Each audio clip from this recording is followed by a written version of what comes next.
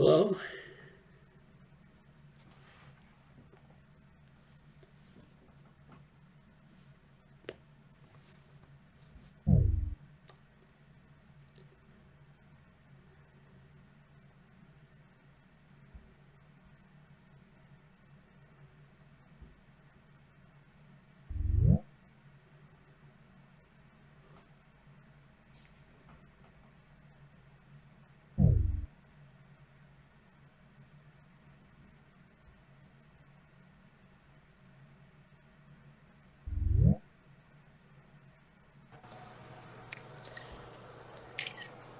Hello. Well, how are you? Okay. I think you're having some trouble with my mic again. Right? I How didn't. are Yeah, I didn't hear you the previous time, so yeah, probably.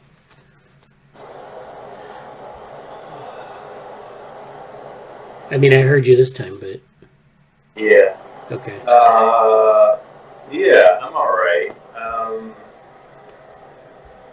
I am not sure who else will be here today, so I'll see if anyone else is around.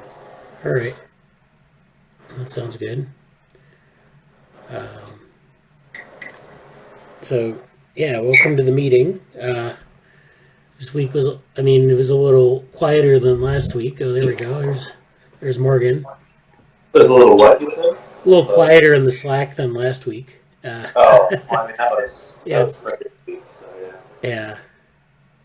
So that's good. Morgan's here. How are you doing?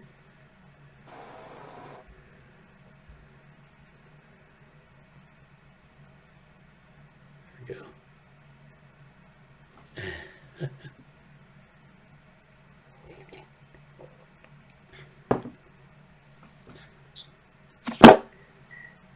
I don't know. Yeah, I think you're muted though. Or no, I guess not. Okay. So I talked to Maduri on Sunday, and she is pretty excited. We talked about a couple things that she might be doing. We talked about doing some organoid things. We talked about maybe some of yeah, Morgan likes that. We talked about some of the other maybe some things in neuroplasticity and modeling. So I don't know. We kind of talked about that in very abstract terms, but there might be some things there to go forward on, and so I don't know if she's gonna talk more about that this week or not. And Jesse, of course, has been working on his fellowship. So Jesse actually posted a Medium post this week, and that was a really good article for professional development and so forth. So maybe we'll talk about that later.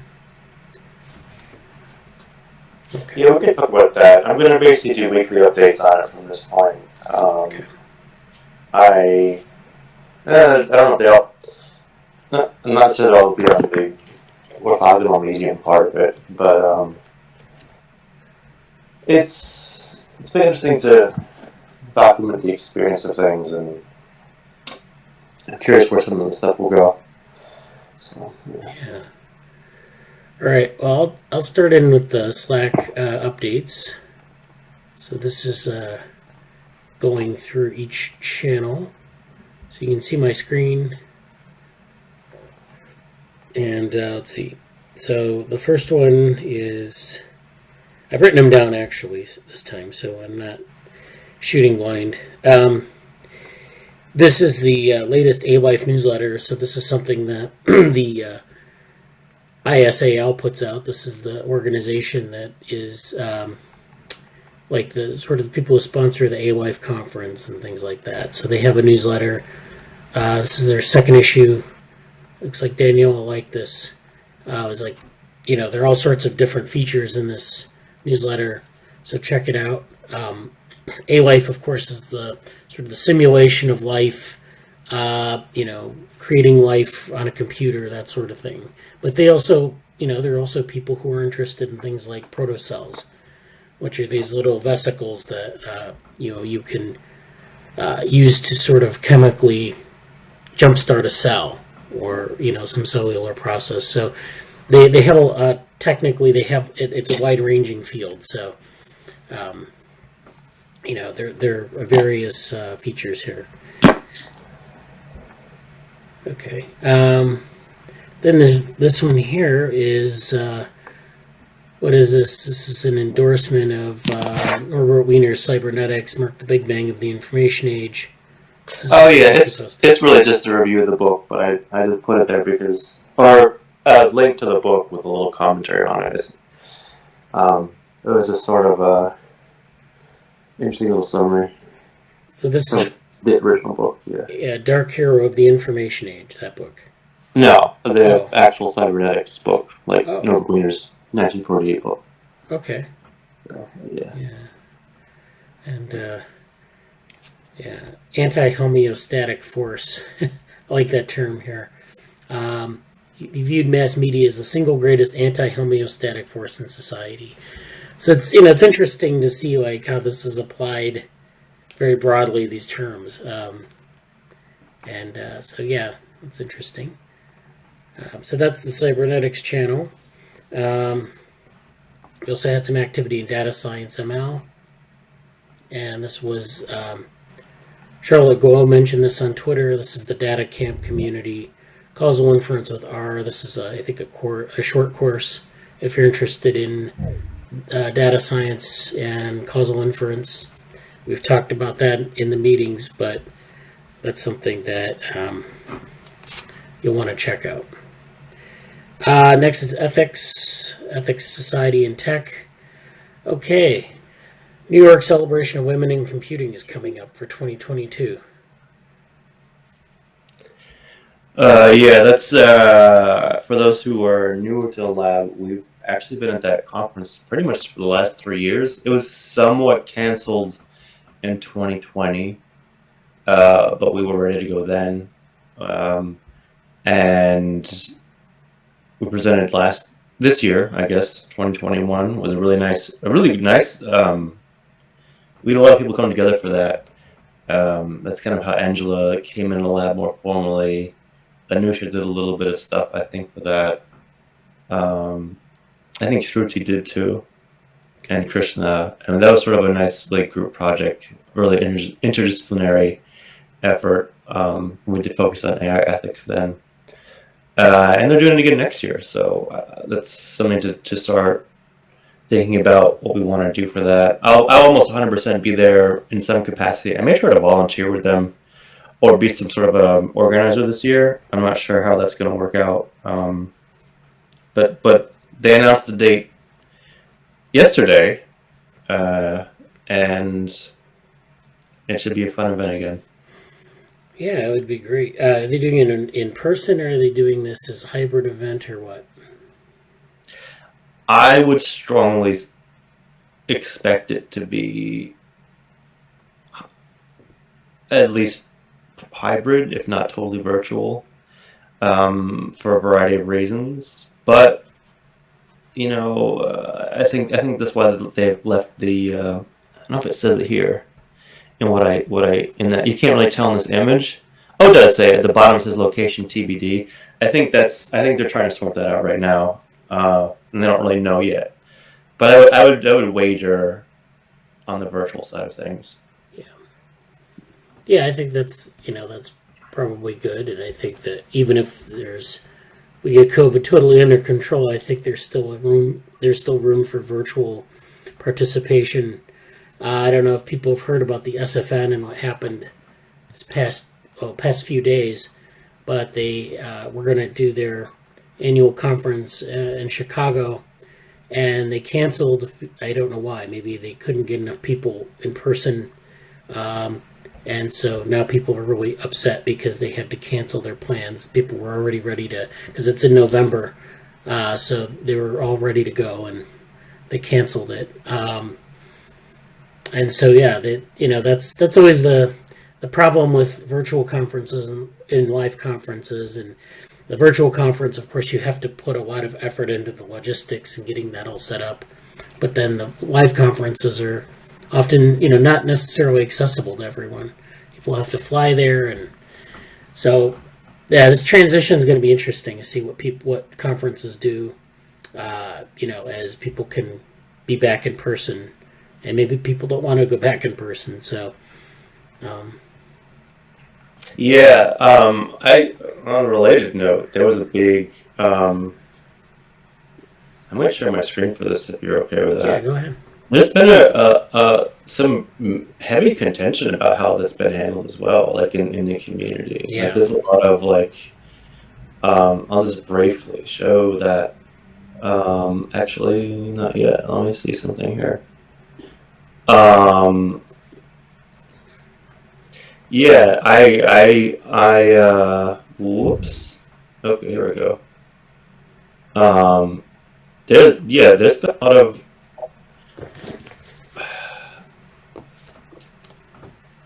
Yeah, was it here? Yeah, this is these two tweets alone, really. Can I zoom in on this? Oh yeah.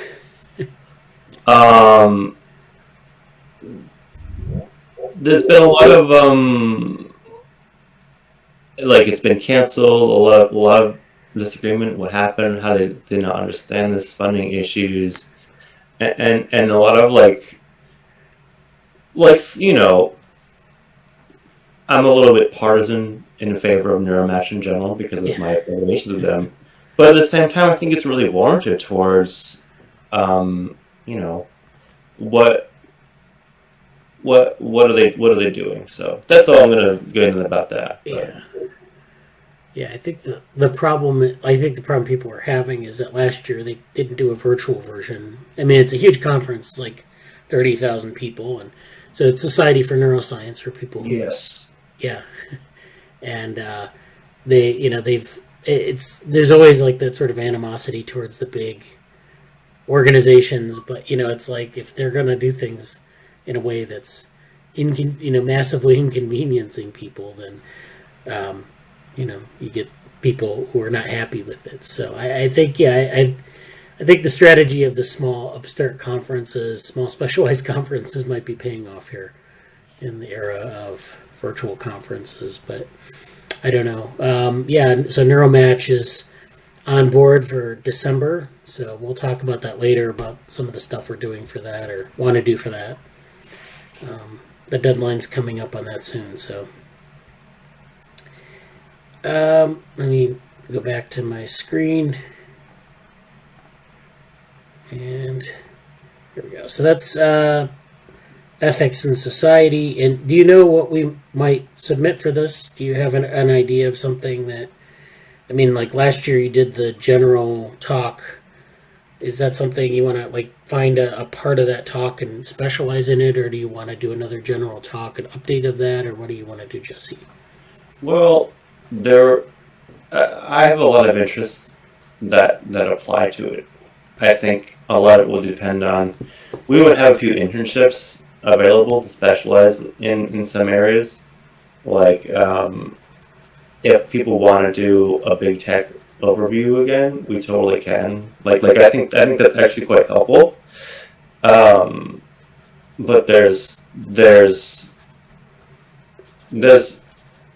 a few very obvious paths to take. One of them is sort of a big tech overview again. One of them, I didn't post about this, but I have been actually working with in the loosest possible format. More like I mentioned recently in the same channel Abeba Birhane's dissertation. Yeah. So we could frankly just cover that, going over what is her take on, critical views in AI ethics, which is sort of a bit actually where the previous year's title came from, which involved critical views. We could just do an overview of her dissertation, which has technical and social and other components. And there's going to be plenty of stuff that happens before the end of this year, no less the start of next year. So there's a lot on the table, and I would go any of those paths, including there probably will be some really important offshoots from when we do the data privacy conference. And if I don't think Angela's here today, but I know she's working a lot on her endeavors in that end. Yeah. And so, like, I could see there being a pretty strong overlap with that as well. So either what we've derived from the conference or some of Angela's work in general, I think might be, those may be some very solid paths to go down. Yeah. Yeah, so yeah, Angela, I think finished off her slides for the talk that we're going to do in November, and thank you for that, Angela. I'm going to review them. I haven't had a chance to really dig into them, but we'll probably do a review session. Maybe, I don't know. We could do it next week if you're at the meeting, or we can do it over Slack even. I mean, I don't think it's like I'm not going to make you redo the whole thing or anything. It's just like kind of small suggestions I'll put in, and or we can talk about some of the things you might talk about in addition to what you have in your slides. But yeah, that's good. I think I looked at them; they're pretty good. She's doing a talk, of course, the talk on data trusts. So this is where you have the trusts. You put your personal data in a trust, and people can't, manipulate it or use it for advertising or hopefully steal it. So that's, and as for the data privacy session, I still am working on that. Apparently the group of people I was talking to at the campus, their group kind of fell apart. There's a group in the School of Information at the University of Illinois I was talking to. They had a group last year, but they're not around this year, so I don't know if that's going to inhibit part of the organization of that. We can still do it. I just need to I just need to think more about how we might do it. What kinds of topics we might talk about. So, if we wanted to do that in Slack, if we have ideas about what topics we'd like to cover, or if someone wants to do, I know Krishna. Hello, Krishna. He has some things he wants to present on. Hello. How are you? All right. So, I mean, we have like Krishna and Angela, and then we'd have some other people, and then we can do this at some point. I don't have a date picked out, but we'll get there. Just an update on that. Okay, OpenMind is good for data privacy. Morgan said that. So OpenMind is it a tool or what is that?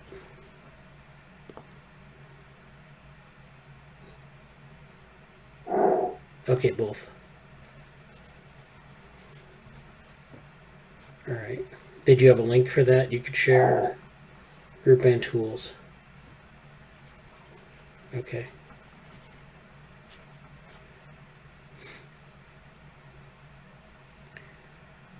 So yeah, we can do stuff. We can do a number of things for that. We can actually run it like we did the discussion on cognition futures at CogSci. We don't have to have it associated with a conference. We can just run it.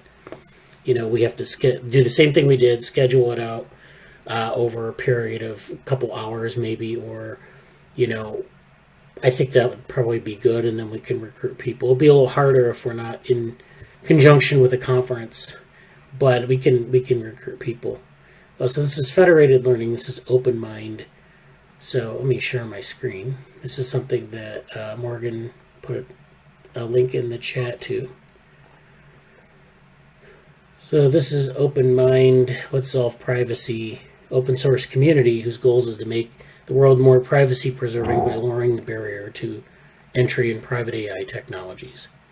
So this is talking a lot about this. The video and mission, remote execution. So this is the federated learning part, which is a type of remote execution wherein models are sent to remote data holding machines, so smartphones or IoT devices for local training. So this decentralizes the data. And then on-device prediction, so a special case of remote execution where the models are used within an application locally instead of moving a data set to the cloud. That's good. So we have a number of different things here that they're going over. So we'll check this out. We'll maybe dig into this a little bit more. This is a good find. Thank you, Morgan. Let me go back. Okay, I have more things in the chat here. Yeah. So Federated Learning, but they discuss other issues around data privacy. They started doing classes now. I was very interested for mental health data sets. Super interesting technically. Yeah, I mentioned last week that there's this Rockwire Lecture series, and I don't have the poster up, but this is a lecture series that is happening on Wednesdays at noon Central Time, and it's going to be on Zoom and locally in a room on our campus, and I'm gonna have someone talk about like sort of doing social science on mobile devices. So there's going to be a fair amount of data privacy in that, and then another talk on data trusts. So I'm going to have those talks recorded, and I'm going to put them in the Slack, and maybe we can draw from some of that as well, see what people are thinking. So I think this will be a nice. We'll have a nice collection of things soon on this topic. So yeah. Yeah, it's a very hot topic, and there's a lot of stuff going on because, of course, with Facebook, having their doing what they do, it's an issue. But I think it's also because you have just people have a lot of access to data, and it can be abused quite easily. So, all right, yeah, cool. So let me go on to the next, let's see. We'll go to the next channel, which is events. So in events discussion, we have a Facebook post here on open-endedness. So there was an open-endedness workshop, I think Thursday. Yeah. Did you want to talk about that?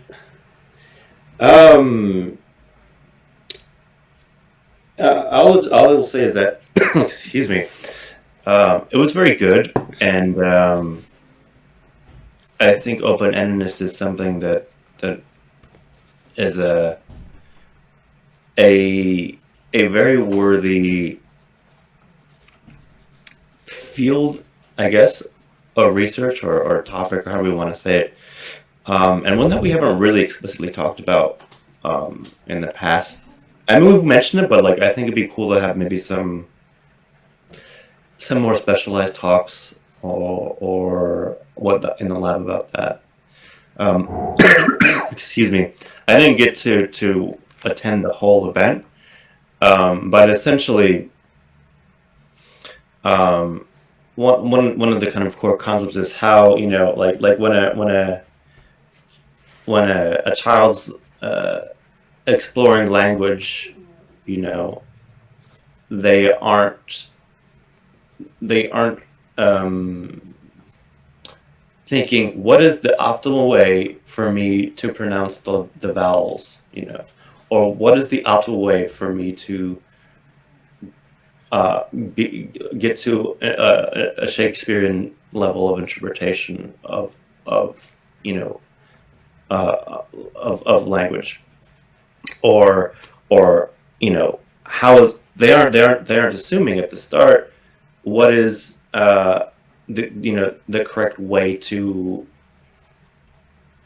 use my breath and my muscles to form an A sound or a vowel sound or whatever. It's much more, hey, here are the affordances that I have available. Let's just press a bunch of buttons with a very open-ended sense and see what happens. And over time, there's sort of a familiarity with the space. There's a development of what is being how an open-ended situation, rather than sort of tailoring a preconceived notion, which doesn't even exist at the time. So I think that's, I saw Ankit mention exploration versus exploitation, kind of. Maybe, sort of. but it's also particularly looking at how agents that have no conception of what to exploit, or even in very much a developmental sense, how they go from that, because there's no real concept to exploit at the time. It's like, how do you even get this context to go there? So a lot of this talk was about that in terms of like AI making AI more generalizable and transitions from those states of being in development. And so I think this is a very nice conference. I think it's recorded. Oh, it's on YouTube. Yeah, it is recorded. It's right on YouTube itself. But I mentioned environmental design, and the panelists kind of mentioned environmental design as, I forget who said it, and then I'm just remembering a quote from them, and I don't have verification for this, but one of them was basically adamantly saying there's such a poor, essentially, environmental design in terms of how it's affecting what I was talking about, or what they're talking about, is they use the word like virgin territory or like very unexplored. And I don't know how much that's the case, but I'm going to take some of the word about it in the sense that, there's, I think it's a difficult thing to study in general for the right reasons, but unless very specific communities about emergence and some elements of social robotics, and I mean, I know some studies where there's unsupervised learning, and you're giving just an arm and a you have like a mechanical arm and a vision system and a ball and a cup, and like over time, if you just let it unsupervisedly learn, it will find out what to do there. So I mean, I think I'm sure there's some environmental design in that aspect, but maybe we can go back and look and see if they meant anything more specifically from that than that end. So I mean, there's attempts at that, but I think also it kind of falls into this general role of agent and environment, and how do we understand that growth of capacities, of affordances, of context. And it reminds me quite a bit of it. It's a dovetail to, and actually, I wish there was a way to sort of keep track of them and see what they're doing in next year, because what I'm about to mention was so sporadic. But the International Workshop in Embodied Intelligence, that was such a great event, and I think many things that came up there tie in directly to this, and sort of how I'm taking a lot of my comments and some other comments, and like Adam Safran's comments about how there's sort of biological human anatomy and biology has evolved to really heavily preset or pre-filter a lot of our our options. It takes away a lot of the possibility space. Like, you don't have to consciously think, hey, maybe I should only extend my leg this amount of degrees, and maybe trying to get my knee past 180 degrees too much, or trying to expand it. Maybe I'm gonna get a 270 degree angle the other direction. It's like, you don't have to think about that. Like, your ancestors and your ancestry for a very long time has taken away that option in a normal concept. And that affects alignment of tendons and muscles and all those other things. So it's sort of like, that's a very simple example, but I think there's a lot of in terms of vision and other things that are even more sort of directly related to perception and interpretation and mental processes. Like, there's a lot of things like that already at play. So I just feel like this is a really ripe concept, and especially something that I may, in terms of developmental AI, I think this is like a key thing to think about, and something I probably will return to in some of my other studies down the road in terms of things I've been mentioning for grad school as well. So, very cool panel. Check it out on YouTube. Maybe we can incorporate open-endedness more and other things too. Yeah, they had the workshop at the A-Life conference, and that's, they have like a small group of people who typically publish in the A-Life community. So Ken Stanley, and some other people in the alewife community. And then I see they have other people here I'm not familiar. Hafner maybe, I don't know some of these other people, but it's nice to see that they're kind of approaching this from a very broad perspective, and so that, yeah, that's good. Ankit's here. Hello, Ankit Grover. Yeah, so that's good. Yeah, we should talk more about that. It's definitely a really good topic to get into. Then events news. We had this, I think Jesse posted this about the special issue of this manuscript, or this journal, Mathematics. It's on game theory and artificial intelligence. So this is a call for papers. The deadline's like, I think in April of next year. Yeah, it's a long ways ahead, which is nice because usually we get them so late. So that'd be something that would be a fun thing to think about over the winter and spring. And we're pretty sure we could get something nice for that. Yeah. You know, in the DevoRoom group, mostly myself, but we've been talking about it in the meetings. I've been doing this thing with game theory for development. So there's this hypothesis, I guess, that you can apply game theory to developmental processes, and so the emergence of a process can be modeled as a game. That actually has nice parallels to AI. If we talk about developmental AI instead of biological development or mental development, I mean, we have those sorts of parallels. So I think maybe we can come up with something there. We can kind of think about, like, I can people, if you're interested, I can send you the slides on this and some of the other work, and Sure. We can talk about it more, because I think there's some really interesting stuff there at that intersection. Okay, we have Open Chat forum, and that is this. This is Jesse, you found the citation of periodicity in the embryo. It's a paper we worked on in DevoRoom, and that was cited. Neuromatch channel. Let's see. Here it is. So this is just kind of going through some of the Neuromatch channel here.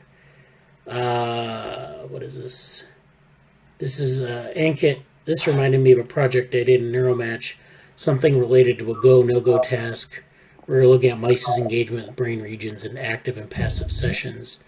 So this is something, computational neuroscience project on GitHub. And this is, does engagement matter? Do mice see the world differently when they don't care? So this is something that Ankit, I think, is contributing to. So this is something, I think this is Ankit there? Yeah, oh. Also, he's there twice. So, did you want to... Okay. So this is... Morgan said I wanted to read Stanley's book. Yes. Stanley, the guy who I just talked about in terms of open-endedness, he wrote a book on the, like, open-endedness and creativity and evolution. So Is that one that's called Greatness Cannot Be Planned? yeah, I think that's it. Greatness cannot be planned. One of my friends made that their profile picture, but I don't know if they know about open-endedness, which is kind of funny. I think that, they talk about it in there, but yeah. So then there's Ankit says exploration versus exploitation, kind of. That was this repository. Morgan said, yeah, do you do anything at Gekko too? Are you talking about the lab group or someone specifically? The lab group. Well, Ankit and I actually were talking this week about a paper that he wants to do. We were talking about this idea of switching last week. And he wants, he said, well, we could submit it to Gekko. And I said, yeah, that's a good idea. That might be something we can do. I was at Gekko a long time ago. Game theory usually comes in computationally. Yeah. So there's something there too, maybe. I think that's good. We definitely might want to check out Gekko this coming year, 2022, and see what the tracks are. Maybe submit some things for that. So, yeah, I thought that my GA algo presented last time closely related to switching. Yeah, so we talked about that. Okay, that's fine. About the lag in the chat. It's just, the way this is set up. So yeah, that's that. Yeah, I was thinking a lot about your algorithm, Ankit. So yeah, that's something that we should follow up on definitely. And then we'll talk about that in a little bit. But did you want to say anything about this GitHub repo that you linked to here in the Slack? Oh, can you hear me properly? Did you want to say anything about this repo that you linked to in the Slack? This one that. Yes. So, one second. Okay. Basically, I think this was like a Neuromatch project actually, and in this we used the Alinea data set. And I think by now you must have discussed about what this is or not. Okay. Did you discuss about like what it is? Yeah, the README here. Yeah, so I think what we basically did was it's similar to something we discussed last time around. I think Jesse discussed about it, and our goal in this was basically to see if, like, in the go no go task, when we are like providing water and we're removing water, what if like the mice is thirsty and it's not thirsty in those tasks? So how will that behavior of the mice actually affect the go no go tasks? And then we are measuring the stimulus responses. All right. Yeah. Yeah. That's. So this is a data set, is it? And then you're doing the analysis. Yeah. So the Python package is here, and so they're pulling some data from, it looks like an Allen Institute package, and then they're doing the analysis here. So yeah, this looks really interesting. And then let's see, I believe this is a potential project by Krishna, but they may not be invested in this time. Ankit, Bradley, and myself may all be interested in collaborating if it does happen for Neuromatch 4 this year. So yeah, the abstracts are coming up soon. Oh, who is working on neural decoding? Yeah, so I don't know. Krishna fell off here out of the group. I think he had to leave or something, but that's something we can follow up with on this. Yeah, the neural decoding. So I'm going to go to the spreadsheet for that in a minute, but let's follow up on this stuff here in this channel. Sure, time is all you need. Is that your latest machine learning paper, Ankit? The title? No, that's just a pun. I know it is. It's funny. So Danielle's also interested. Yeah. So yeah, Ankit has a lot of exams. So yeah, if you have exams, that's fine. You can just, the way we do this in the group is, you just maybe make some comments in the channel, and then say, I don't really have time to follow up on this, and then maybe some of the other people who are interested will pick up the ball and meet the deadline if it's coming up soon. Like this Neuromatch deadline is coming up soon, so we're going to have to sort of do this sort of method where we kind of group together, and one person will pick up the ball where the other person can't do. Oh, the deadline is the 25th, and I'll talk about that in a little bit here. So we'll talk about that, but then there's I think we talked about the open chat forum here. Got that, and then finally the virtual reality, which is there's the UC Berkeley HCI Center, which Jesse pointed to here. So they have a lot of different activities going on. This is a description of their activities. Some interesting AI or VR stuff and AR stuff, and also some looks like they do a lot of rapid prototyping and DIY stuff, so that's good. Yeah, So that's that. And then there's this course on virtual reality from Coursera. I don't know who sponsors this course. It's usually sponsored through a university or something. But University of London. Yeah. Oh, it is UCL. Okay. There's a lot of. I hadn't realized how much there's stuff at UCL that's kind of adjacent to a lot of things we're looking at. Like obviously Charlotte's there. I've seen the intro one.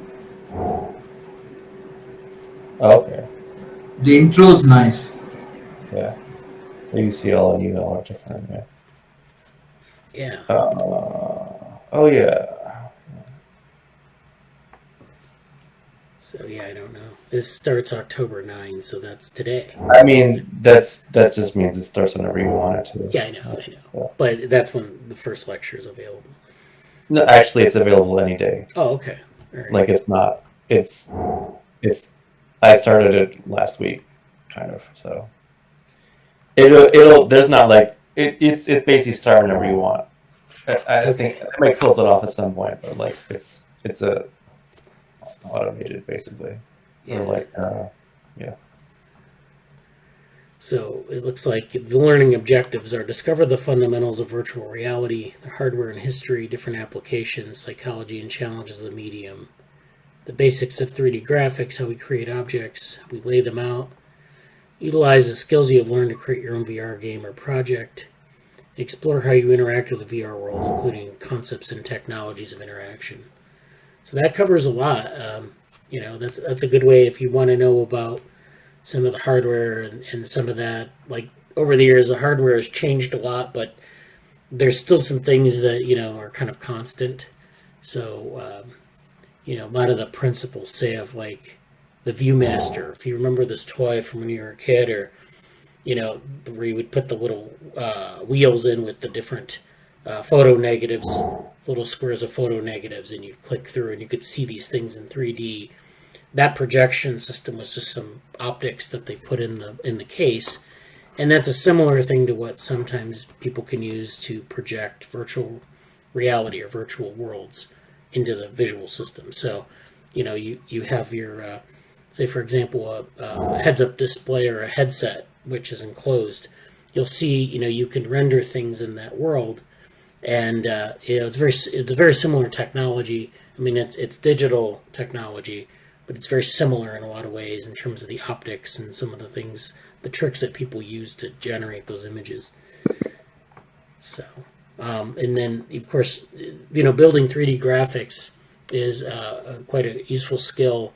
I don't know if they actually do a hands-on tutorial with Blender or something like that, but that's basically what you would use to generate your objects, and then creating a game or a project. And that's really, I've been trying to put together maybe some best principles or some things on virtual reality for the lab, and I haven't had time to do a lot of it, but I'm trying to do something similar to this for the lab. Like, what I'm trying to do is I'm trying to come up with a set of ways in which we can implement VR on our own end. So, like, if you're somewhere in the world, like halfway around the world from me, I can give you all this information about how to build your own VR worlds.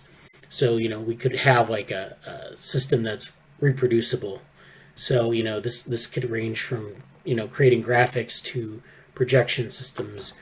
Maybe you could build your own, maybe you could acquire one. And, so that's what I'm trying to work on. And I haven't really gotten very far on it, but I'm working on that. Let's see. Oh, that's not, yeah, University College London and University of London are different.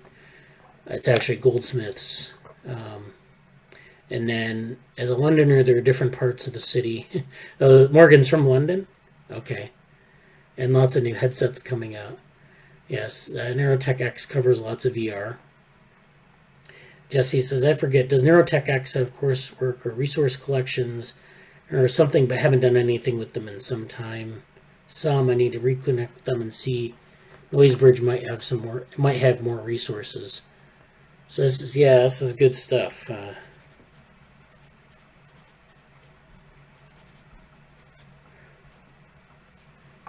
this is yeah. Maybe we can pull this up and put it in the virtual reality channel. Okay, yeah, he grew up there. Good. Well, that's good to know. And we have well, Charlotte Glow is in London, and so is well, Avery is in the UK somewhere visiting, doing some visiting scholar work. So, and Jesse was in London recently. So yeah, that's we have that UK connection. We have like clusters of people in different parts of the world that I haven't really been able to leverage the physical aspect of that yet, but yeah, just so people know that there are physical, people in physical spaces, and sometimes they're next to they're very nearby one another, and data science ML Ankit posted, since I talk so much about GA optimization related stuff, I found this course on Coursera. So this is a course on discrete optimization. Tired of solving Sudokus by hand? This class teaches you how to solve complex search problems. I think you're not sharing the screen anymore, rather. Okay, let me go back. Yeah, I didn't share it there. Okay, so this is the Data Science ML channel. This is the GI. This is discrete optimization offered by the University of Melbourne. Tired of solving Sudokus by hand? This class teaches you how to solve complex search problems. So this is, these toy problems that they use for complex search. So this would be good if you want to know more about that area. Neuromatch, we have, the deadline for Neuromatch is October 25th. Yeah, I mentioned this. I might, the NeuroRPS stuff, I may do some other updates related to that. Okay. But I don't know. All right. So I think we're done with the Slack update, and I just wanted to know if anyone had anything you wanted. Well, we followed up on it a bit here. So did anyone else want to present anything related to some of that stuff or anything in general? I have a few set of things to go through, but I mean, I might mention the post and fellowship stuff and other things and some other notes I took this week, but I'll go after anybody else wants to say anything. Ankit or Morgan, did you have anything? I might share my screen then. Okay. Yeah. Let's see here.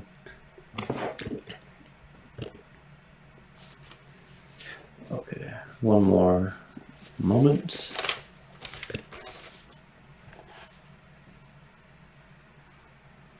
Ooh, that's probably a good thing to, yeah. Okay, sorry. I can just set up here.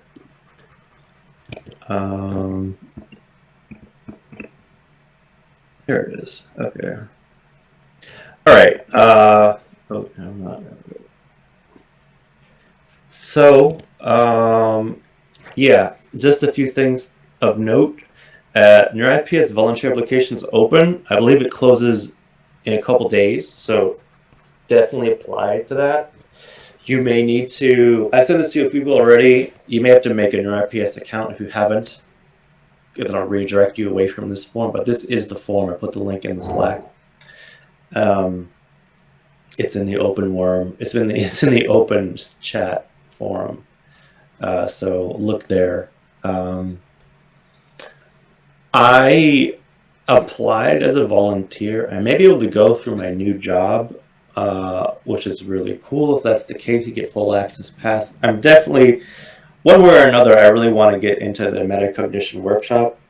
And I kind of wish the workshop was like a month or two sooner, but it's not, because I think it would be really informative for some of the things I want to do in graduate school. Because I haven't seen, I don't know, there's been metacognition. There's been a lot of great things at NeuroIPS, but I guess if anybody knows any metacognition related workshops from past events, maybe let me know. But I wanted to highlight that for sure. What else is here? Oh, I don't know if I posted about this in the chat, but related to open-endedness is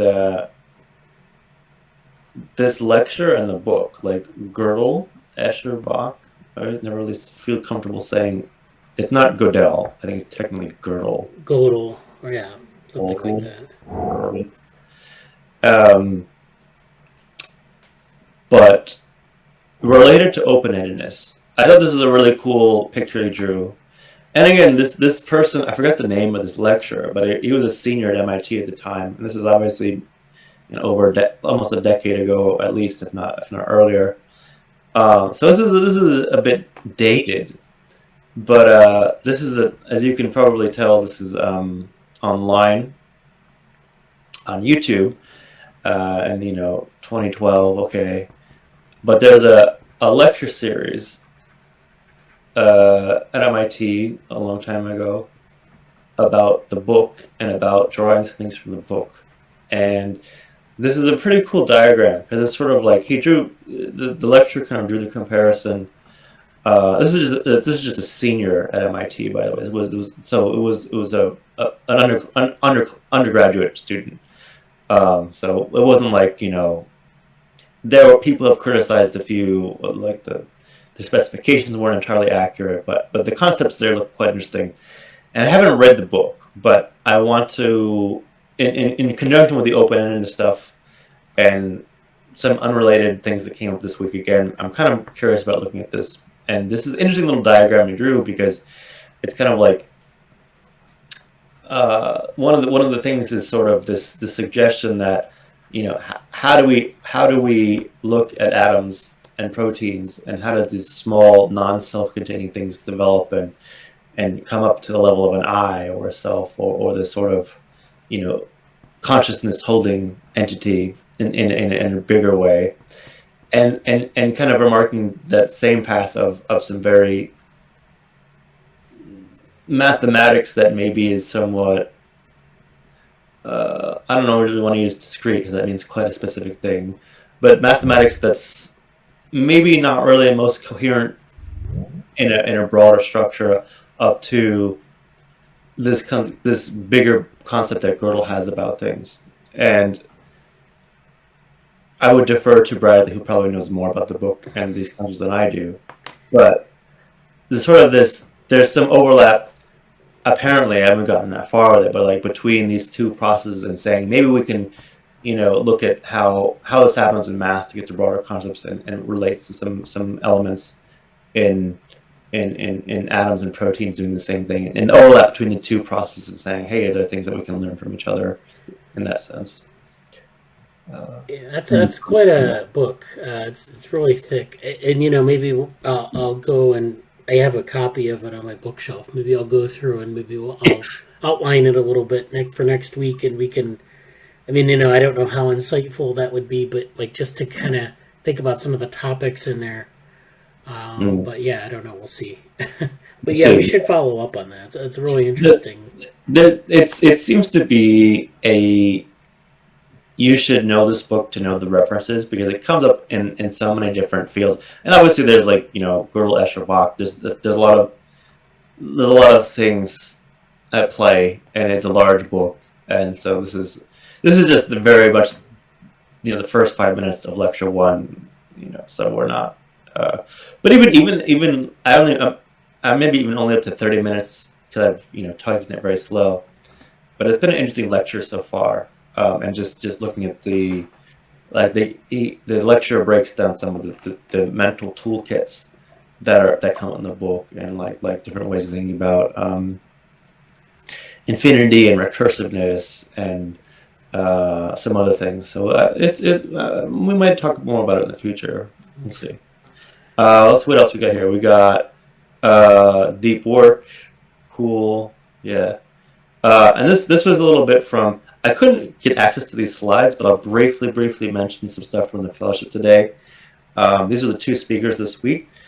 And this is just for those who don't know, I'm part of an NSF grad fellowship, and it's sponsored by the National Science Foundation and kind of administered by the CRA, the Computing Research Association, because they need kind of a more tailored unit to do it. So a lot of these people are associated with both the CRA or the NSF, And this week's speakers, well, we met them before, but are Lauria Clark and Dorian Arnold. And it was a lot of, the topic was basically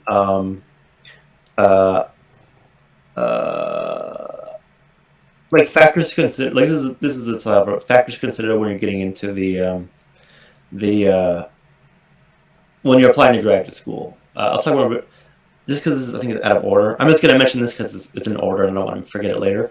A slight tangent, ethics related. Hey, there's actually an MIT AI ethics reading group. I found out about it because someone that I follow, out of all places on Instagram, posted something about it, like, what's that? And I, did my detective work and said, hey, I'm not really an MIT student, can I join? And then, yes, absolutely you can. So it's like bi-weekly or I guess bi-weekly and bi-monthly is not quite the same. I think the next is in 2 weeks, either way. So I'm going to go to that, like 100%. Because that's my aim, to go to MIT and do some things there anyway. But I'll be going to that, and that'll be really cool. I'm literally across the river from that right now, and they have a lot of cool things. So just to mention that'll be happening. Great. A really quick review of some things from the fellowship discussion this week. I did meet with my advisor or my mentor there, and that was a very cool experience. But I'll maybe more about that later. I don't know. We didn't have a whole lot of time. But this was interesting to hear from a computer science heavy perspective, which I haven't had a lot of, ways to think about these topics. Like, I've heard about all this stuff before, but ways that they think about it has been interesting. And also finding computer science is such a broad term and field, and you can be in computer science and work in very, very disparate and very different focus of what you're working on from other people. So this is a pretty good week in terms of trying to understand what those things are. Let's see what else is here. Understanding different faculty there is a big deal. A little more about the tenure clock, and whether we want to be teaching focused or not. This is some interesting things to think about in that sense. And also, like, I brought this up here, and it wasn't explicitly stated, but I mentioned it in my comments at the event. But like, there's a huge disparity of where people are in their career, what they're trying to do. Like, if someone's,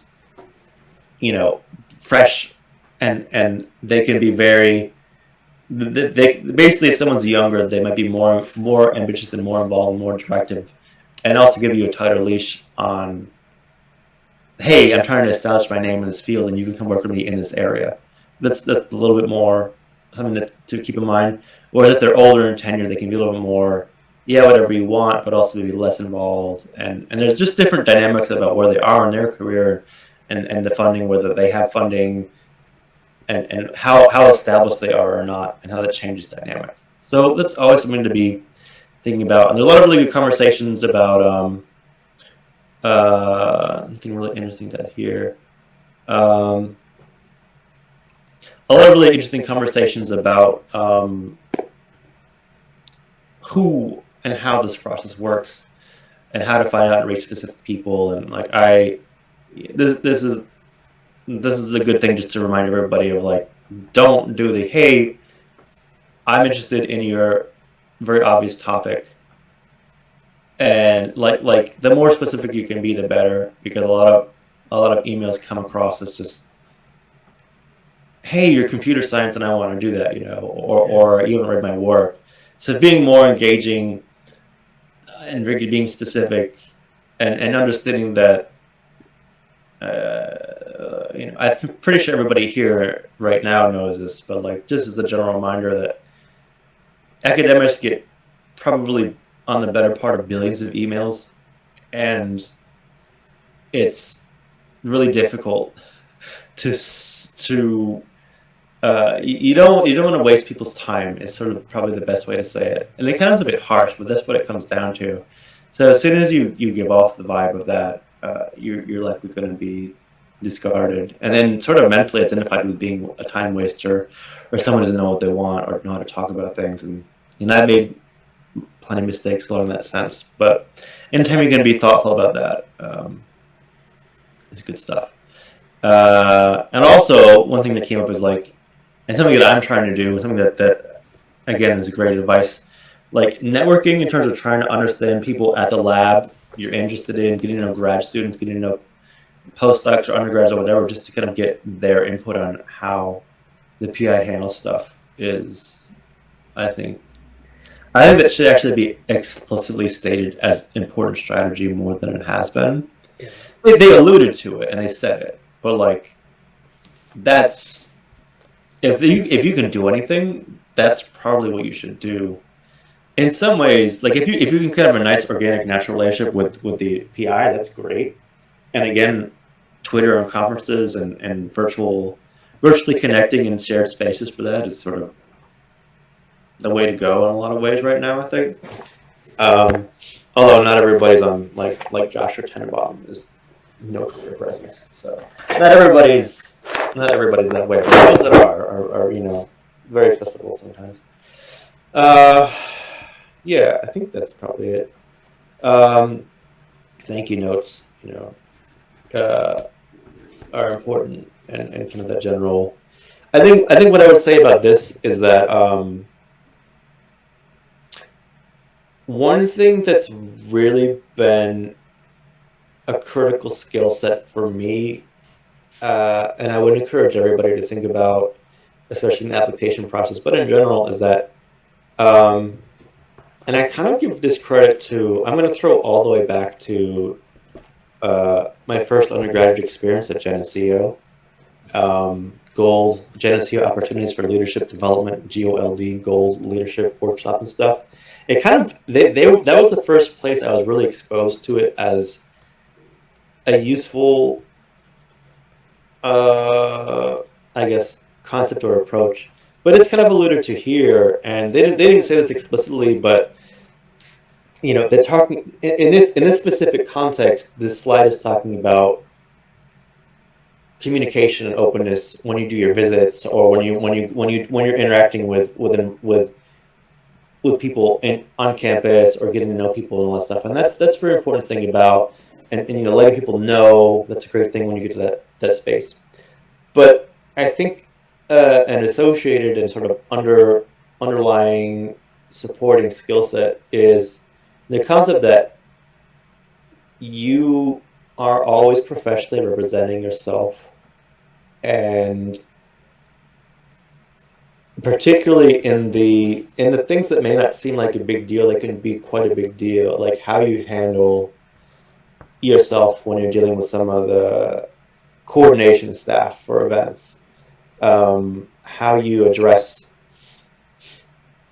in shared spaces, and understanding that not just in a like, oh, look at me, I'm professional, but also like your relationships to people matter quite a bit, and matter in a way that you have opportunities to convey that people's inputs matter, and that you're someone who's responsive and aware that people in different parts of the process matter, and you can address and communicate to those needs or situations as they arise. I feel like that's, I want to say being professional all the time is really important, but not in the sense of like you need to wear a suit and a tie and know the jargon.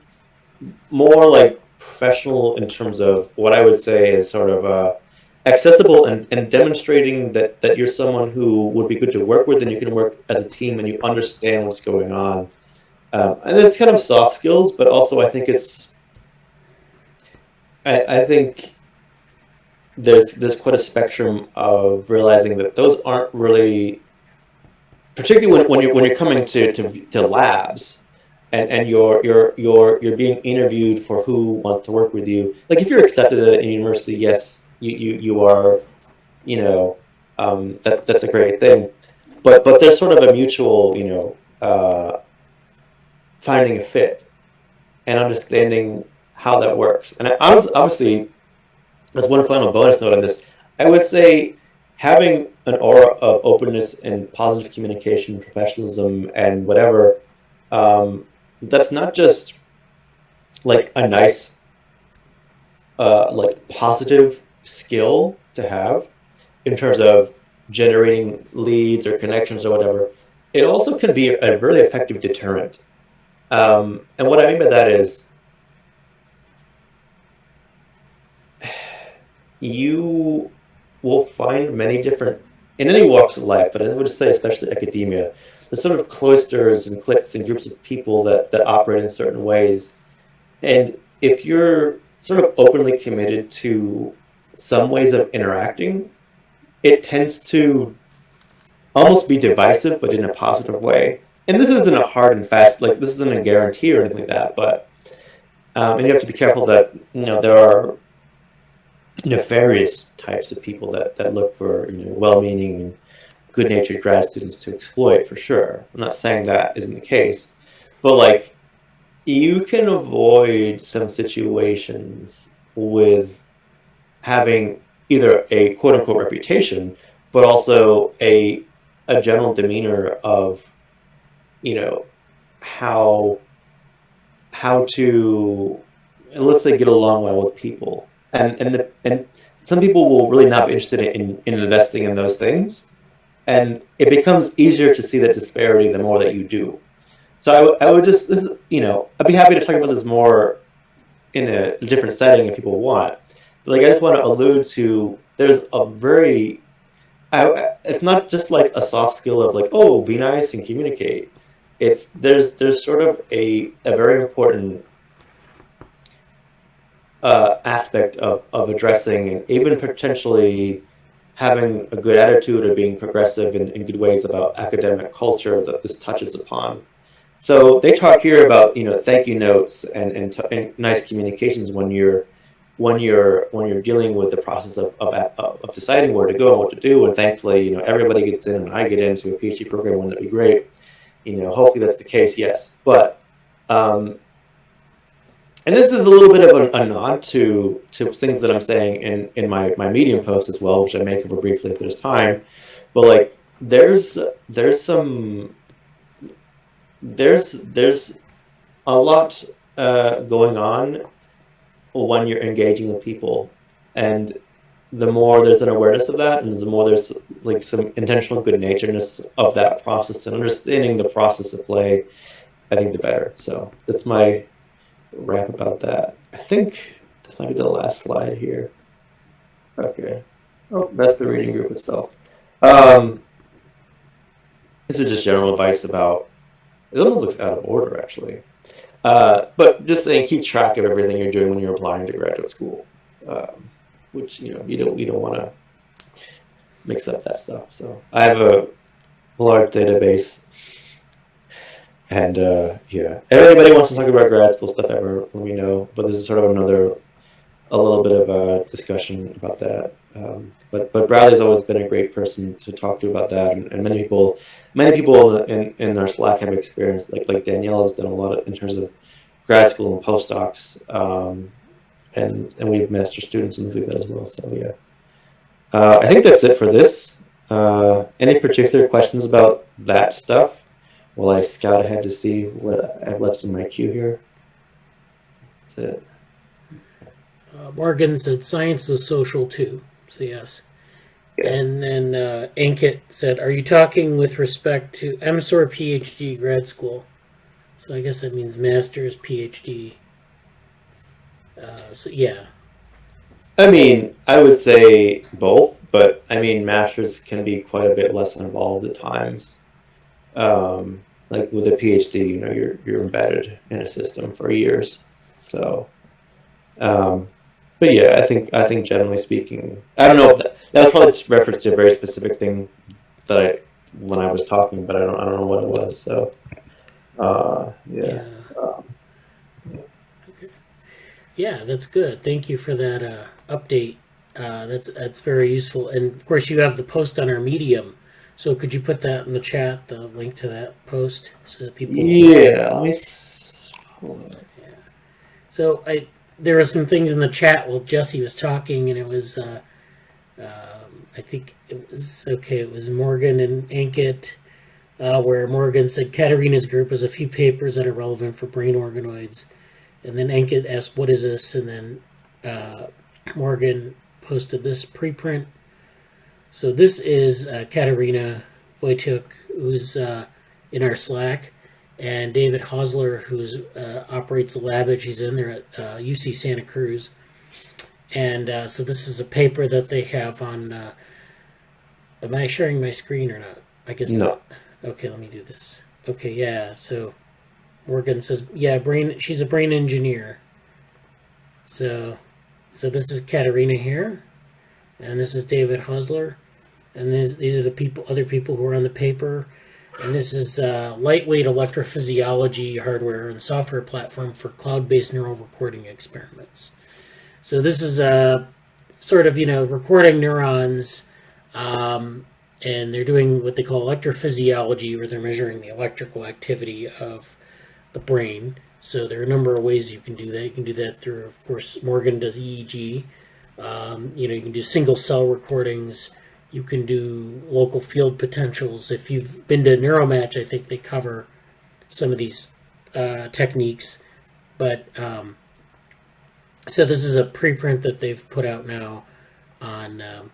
So this is neural activity represents a functional readout of neurons that is increasingly important to monitor in a wide range of experiments.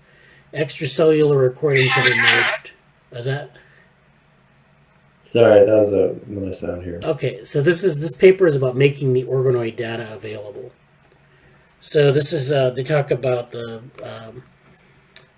neural activity monitoring that, extracellular recordings, and because these methods do not lead to the destruction or degradation of the cells being measured. So you can do real-time activity where you don't damage the cells, and there are other types of electrophysiology, like voltage dyes and things that are also useful, but they're not kind of what they're talking about here. They're talking about like methods where you're measuring, I guess, in real time.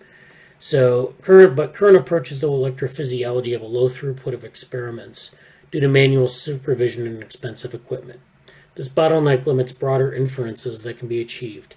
So they've developed PyFizz, PIFizz, which is, Pi is like Python usually, but this is PIFizz, an inexpensive open source neurophysiological recording platform that consists of both hardware and software, is easily accessed and controlled via a standard web interface through the Internet of Things protocols, so you can use it on a mobile device, I suppose, or some other device.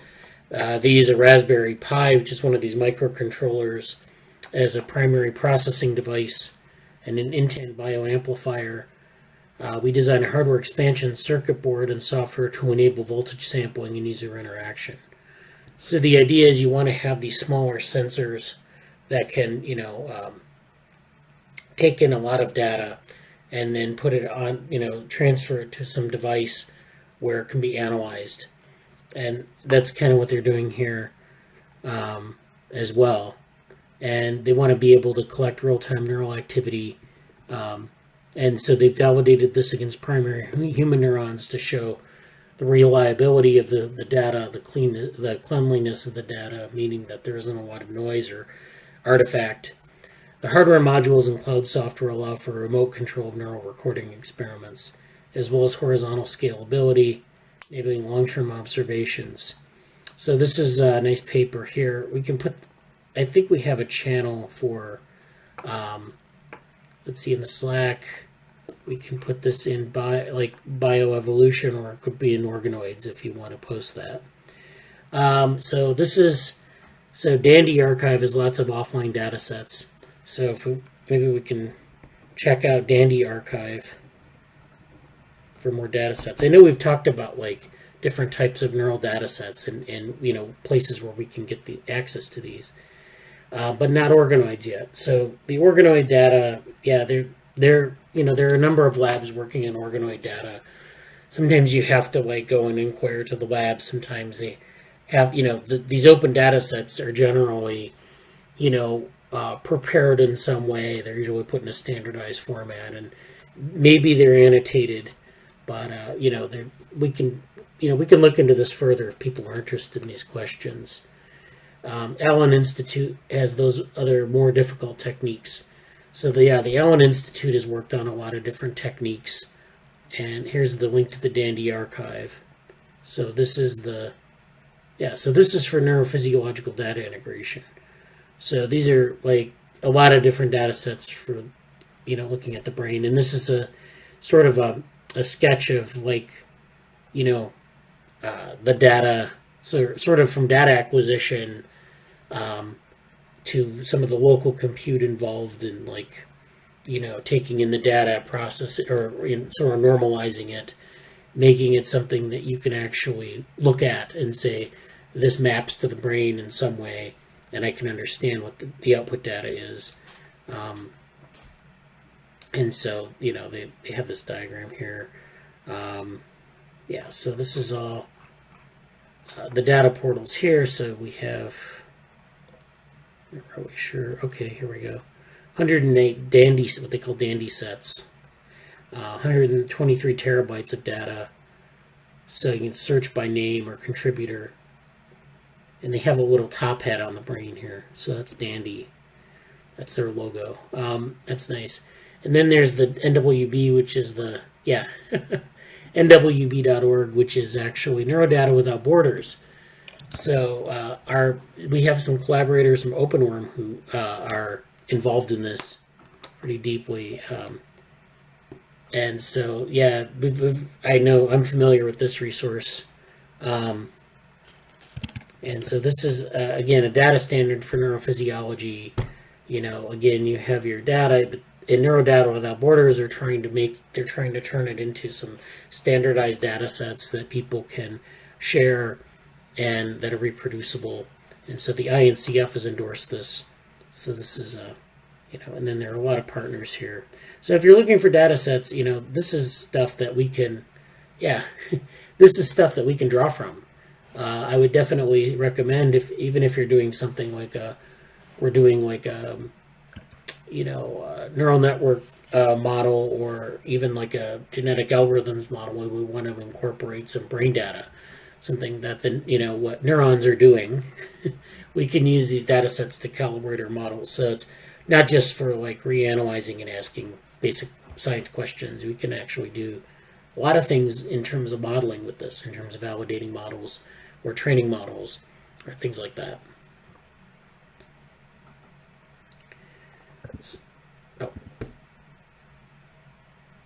Did we have any comments or questions on that?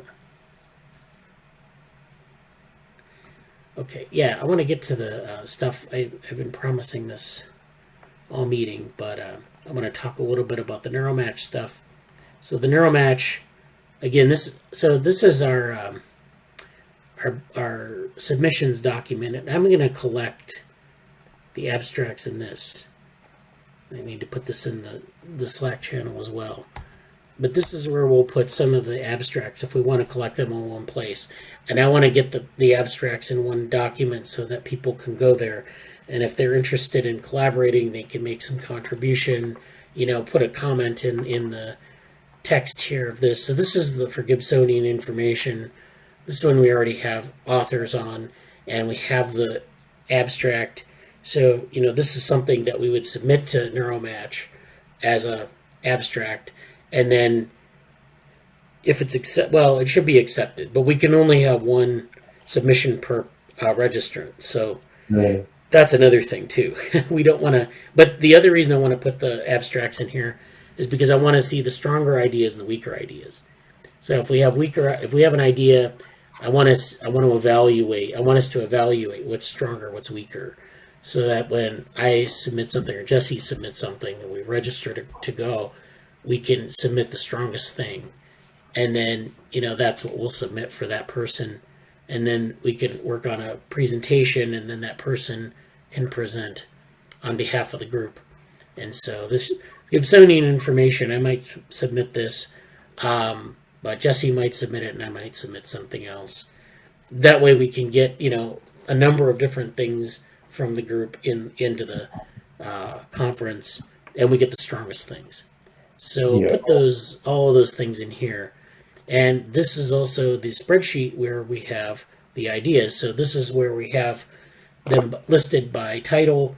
And, if you want to join, you can put your name here under interested collaborators. This is where we'll keep track of whether it's been submitted, what the link. Well, I put the link to the abstract, but we'll just kind of put in this this document here. So, this is before I decided on this method. But this is the spreadsheet, the second link for the ideas. So this is where we just assemble ideas, and then this is where we'll put the abstracts. And let me post this in here.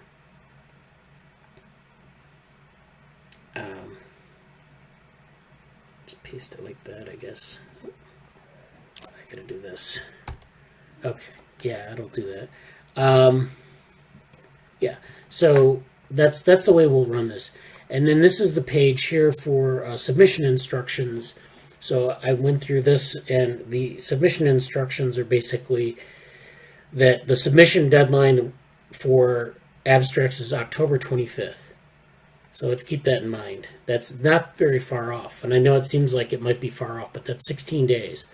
So that's not a lot of time to write an abstract and have people say, yeah, let's do, who's going to submit this. And yeah. So yeah, just because, deadlines are always an issue. It's like you see a deadline, it's like 16 days away. Next time you pay attention, it's 6 days away, and you're having to rush. And I want to avoid that as much as possible. So yeah, you can almost what? Did we talk about the Brain Through Time's reading crew earlier? Oh, well, we can talk about that next. Let me finish this. All right. So this is so they have traditional talks and flash talks. So it might be if it's assigned a flash talk and they do that on their end, it's a 5-minute presentation. If it's a traditional talk, it's about 12 to 15 minutes. Now, I mention this because it's a skill you might be interested in building, but if you submit a talk abstract and you're thinking that it's going to be a traditional talk and they instead give you a flash talk, sometimes that can cramp your style because you wanted to do like 12 to 15 minutes on something, but now you only have 5. So that's a good opportunity to figure out what the essential parts are. What I'm saying is, when you write the abstract, don't worry about whether it's going to be a flash talk or a traditional talk. Just write it up, and then when you get then you start working on the slides, kind of when even before it's accepted, you kind of get this structure put in there, and then when you hear what kind of a talk it is, then okay, I can present on 5 minutes, so maybe I don't want to present on everything in the outline. Maybe I'll save that for later, for another time, and then I'll focus on this 5-minute part. So, for the flash talks especially, it's important to get it really honed and, have a clear idea of what you're trying to communicate to people. And it's hard with a lot of these ideas because there's a lot to say. But I want to do this, and this is a good opportunity for people to learn how to sort of really trim down what they want to say. And I know that, you want to tell everyone everything you know about it, but that's not the point of one of these talks. The point is to get this idea across. It could be something that's a crazy idea. It could be a well-studied idea. It could be something that no one has any context for, and you have to do that in a very short amount of time. You have to make it a compelling thing. So this is definitely a skill that will... And then if we have preprints for things, and I want to finish this Gibsonian information preprint, because I want to link the preprint to the paper. It's usually a nice idea because if people see this talk, especially if it's a flash talk, you can get more information through the preprint. So we should definitely focus on that. Jesse mentioned that Brains Through Time. So there was a workshop this week, and I can't remember. Yeah, can I actually share my screen really quickly? Yeah, let me do this. I'll let Jesse do this. Because actually, I was going to share this. which is sort of our calendar, and I'm trying to make this more visible and accessible. But you know, are these things actually done and over with? Probably these two A-Life things over here. What is the 2021 manuscript? Oh, those, I think that's the conference thing is done, but the special issue is still live. Okay, so I might shift that over because I didn't think that was totally. Like, are we're still working on that? Is that the case? Well, I submitted it to them last week, but I mean, I haven't heard anything back about like the timeline. So, all right. But yeah, I just wanted to really quickly follow up on this. The panel was this week. We are, just to remind everybody again, emphatically, we don't have that much time left for submissions or abstracts. There is a neuro symposium upcoming, and then I put the AI ethics reading group, which technically has already started, but like the next opportunity to engage with that will be there. If anybody wants to join with that, let me know. I could maybe invite you virtually to that event somehow. It's in person, which is cool, but like there may be a virtual component too. So I just wanted to mention that. I forget if I have anything specifically here. I mean, I can show this. I didn't get to go to this first event. I don't know if Bradley did. I know he posted the link. Yeah, I did. I did actually watch a little bit of it. I didn't watch the whole thing, but maybe you can talk about it then.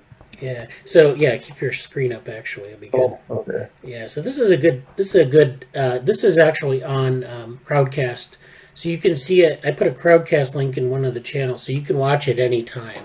But this is George Streeter wrote a book about 15 years ago on brain evolution, and like it's a really nice book because it goes through a lot of different hypotheses about brain evolution and convergent evolution amongst organisms. Like, so for example, birds and humans have a vocal circuit, right? We have speech and they have bird song, and people will study this in neuroscience as a parallel system, right? So they can make analogies between them.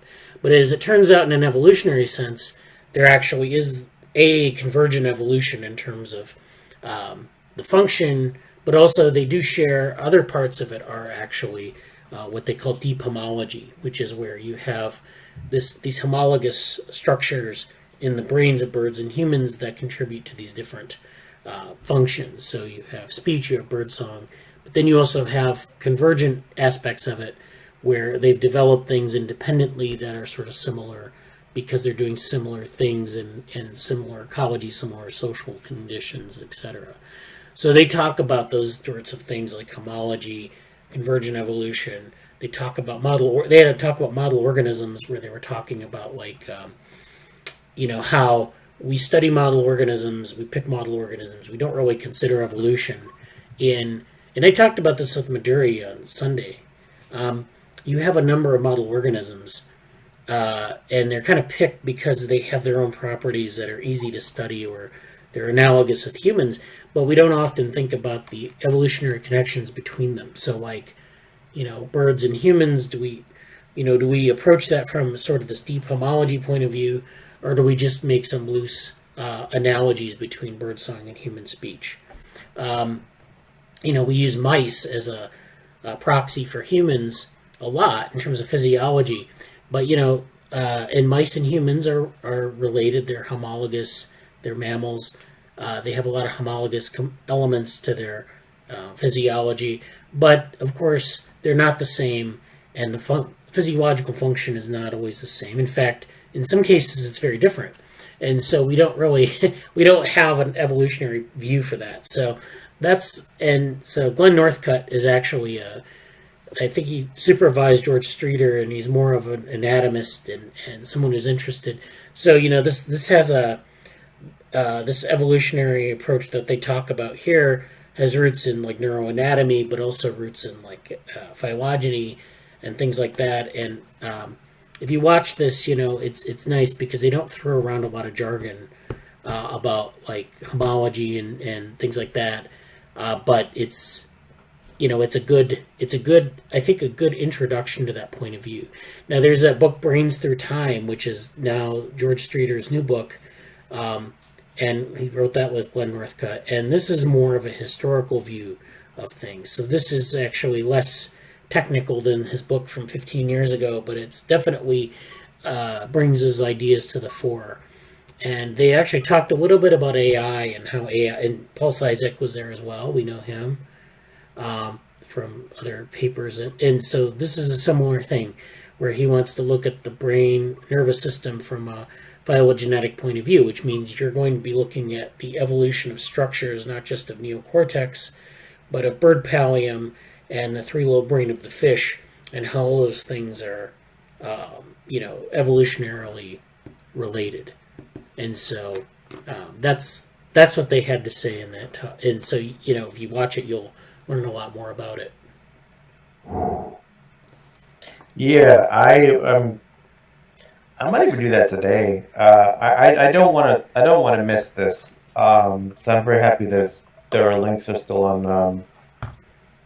That the links are still on Crowdcast, I believe, right? Yeah. Yeah. Oh, yeah, it's always going to be up there, I think. I don't know. But, and Morgan said good stuff, so thank you, Morgan. Yeah, it's definitely worth your time. Not something that is typically in the mainstream of neuro, but it's definitely something to think about. So so thank you for that, Jesse, as well. I wanted to quickly go over some of these things that we're working on, and then I want to get into papers. So I wanted to get into this thing on, we had two papers come up this week. So the first is, Jesse asked about this paper, the continual embodied learning. This is a paper that we submitted actually there was a workshop in last year's NeurIPS called Baby Minds. And I thought it was a pretty perfect submission, but it turns out that they weren't that impressed. So we didn't do that. And a number of people worked on this. Rashab, Stefan, who worked on the original Bratenberg vehicles paper. Akshara, who did a little bit of work. Avery.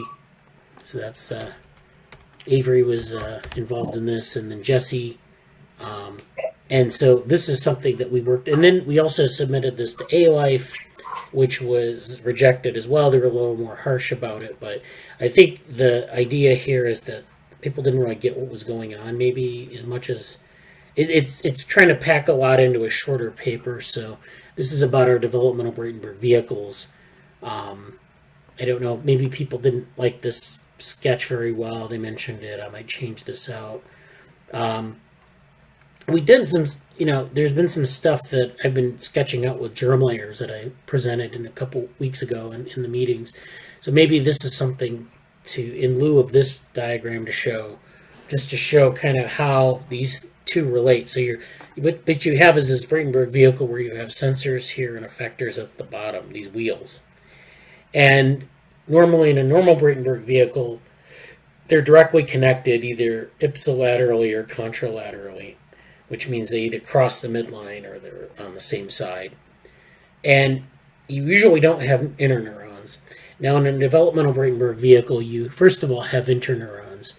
So you have these connections that maybe like you have a neuron here that takes in two sensors instead of all three, and then one here, which is the interneuron, where these are unified, and then another set of interneurons that distribute to the wheels, but in a sort of a connectionist manner. And then all of that's like the nervous system. And of course you can grow them to as large as you want or as simple as you want. This is in development where these cells appear, and there's a methodology in the paper. The cells appear at certain times and then there are connections made.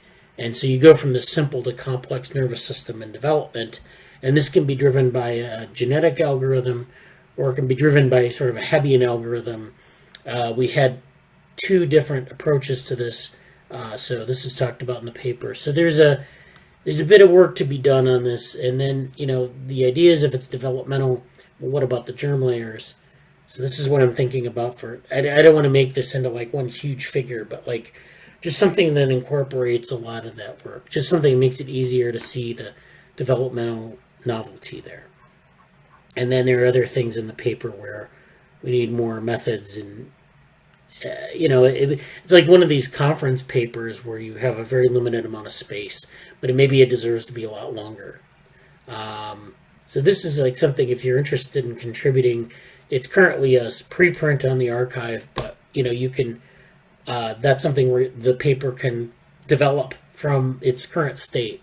It's not like a terminal publication. So we have that.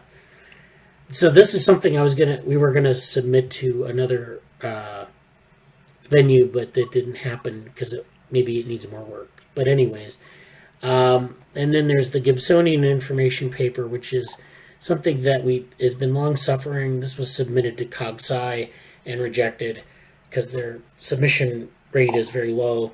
But it needs more work, I think, in a number of areas. Spelling out Gibsonian information, what it is, how it compares to Shannon information. Then there's, in the presentation to the BICA workshop, worked out some equations for some of these channels, information channels. The mathematical definitions are in here. There's another figure, probably a couple more figures needed in the paper. And then maybe some examples from virtual worlds and from multisensory arrays. So, the mathematical formulation of Gibsonian information here is considering a single sensor, whereas this is like multiple sensors in an array, this part here.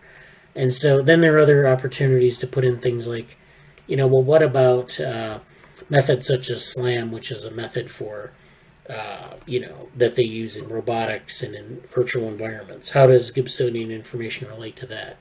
Because people reading the paper, I had one comment at BICA, they said, well, I'm not sure how, I think it's important, but I'm not sure how to put it in the context of my research. So that's something we need to kind of think about in terms of this paper, how does this apply to real technical systems, agents, whatever. Right now, it's written very generally, and there are a lot of examples that are kind of, all over the place. But that's because it's a theoretical paper. But the question is how do you apply it to specific technical systems or agents? And so that's the challenge here. And so those are two things we're working on currently. Any comments on that?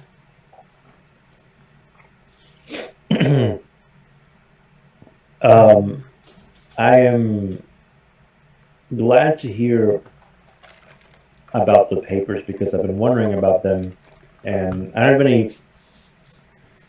Are either of those things related to what we wanted to do for Neuromatch, or are they not on that docket? Well, we could have I think the Gibsonian information one is that's the abstract that's in that document, right? The only abstract in that document right now. Like Morgan said, a lot to unpack there, but super interesting. Yeah, I just kind of went over those papers and a very quick view of them, but just to update people where we are with it. But I know the Gibsonian information. I have that. I think we should definitely submit that abstract to Neuromatch, and if we can finish this preprint by Neuromatch time and get it posted to Psych Archive or BioArchive, that would be great. Then we could have the Gibsonian information talk, which is basically the one that was given to BICA, and with some changes maybe, and then the preprint so people can go and look at it, and then that's something we could modify going forward as we get comments. People say, "Oh, this is great. This is not." I'm curious what is being accepted for this kind of developmental work. That's what Morgan asked. Do you mean accepted like what people will buy, or? I don't know. There's a lot of territory. It's very hard to feel your way around because, yeah. So we're doing these simulations and we're talking about a number of different topics, from developmental biology and sort of the, expression of tissues, to neural networks that expand. So those are the two things that they want more physics, like phase changes.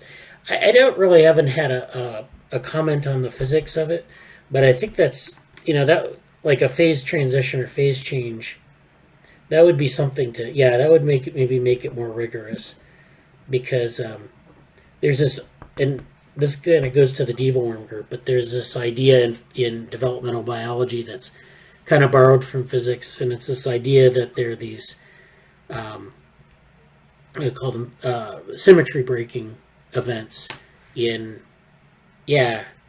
condensed matter physics work is hot,